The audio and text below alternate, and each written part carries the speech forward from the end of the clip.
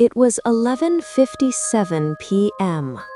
Daniel was alone at Black Hollow Station. There was no one else there. No ticket officer, no passengers, no sound of insects, only fog and silence, heavy silence. The lights above him flickered, on, off, on, off.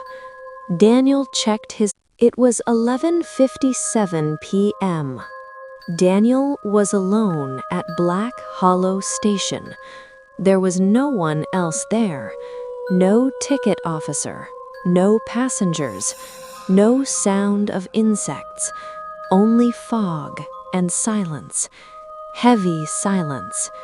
The lights above him flickered, on, off, on, off. Daniel checked his. It was 11:57 p.m. Daniel was alone at Black Hollow Station. There was no one else there. No ticket officer, no passengers, no sound of insects, only fog and silence, heavy silence. The lights above him flickered, on, off, on, off. Daniel checked his.